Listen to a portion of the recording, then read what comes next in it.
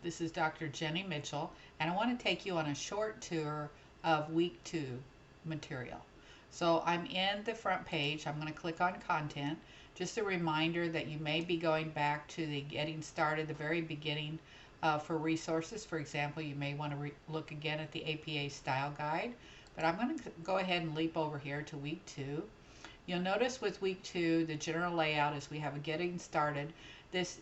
These are resources that show you how to use MarketLine, how to look up an industry profile, how to review a Porter's Five Forces, and then how to create a radar spider chart. Now, I will tell you, radars are not my favorite type of chart, but it is the one that's used in the MarketLine Advantage. So I'm going to go ahead, and that's the one I want you to use as well. If we move on in week 2, you'll see that besides just getting an overview of how to use the resources available in the library, you'll have resources specifically for your SWOT discussion here. Again, we have the Porter's Five Forces, and then you'll see readings here. This is just one chapter in this book.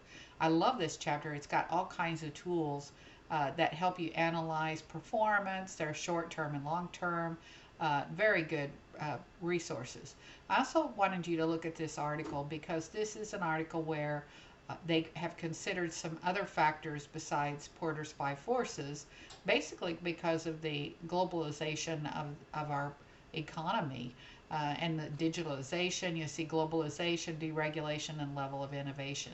So this is I want you to know this because you use Porter's Five Forces for your thesis, and you may need to modify the model so that it works for your project. For this assignment, try to stick as close to the original Porter's Five Forces as possible, with the idea that there may be something that you need to include. You'll also notice that in this assignment, you'll see some specific things for the sports leadership students, and actually even some specific things for the NFP students. So essentially, other students would need to watch that. If you look at this, or read that in this case, this is a link to some specific resources. If you watch this video, remember that VenGauge is the infographic software that we have for free for our MLD students. It doesn't mean you necessarily have to use VenGauge. There are many other SWOT templates in the free, like Canva and Snappa. Some of those different ones have SWOTs. You can use any of them, but watch this video because it really does have some good tips. If you want, even though you're not an NFP student, if you want to watch this SWOT video, please feel free to do so, because some of you may work on boards or volunteer for your church or different things. So make sure if you want to watch it, it's available. And then always remember, I've got this down here at the bottom, but Microsoft has a lot of great templates and worksheets to get you started. So please make sure you visit those. Now let's go up here and get back into our week 2 and see what we have. So after you've done how to use the MarketLine and see the Porter's Five Forces and SWOT in the library, and then this is more reading that relates to Porter's Five Forces and SWOT, you'll see that you have a SWOT discussion. You have a part 1 and a part 2, and both of these are due Friday so that your classmates can respond by Sunday. Then you'll see another section here called Resources for Competitive Analysis.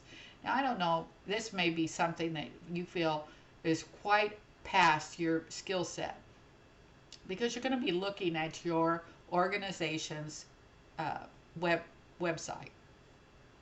So besides the Porter's Five Forces and SWOT, there's another product out there called SEO Quake, and it allows you to look at your search engine optimization of your website and let you look at where you rank on key search terms. It helps you determine why is your website not being used, or maybe it shows you the search terms that maybe you want to use for marketing purposes or whatever. And besides that ranking, the other thing is a usability of your website. What's the experience of your users when they come to the website? Both of these add to the Porter's Five Forces and the SWOT, so that when you do your assignment, you're going to be looking at 4 similar organization websites and compare and contrast that with your own. What makes it unique? How, why or why not?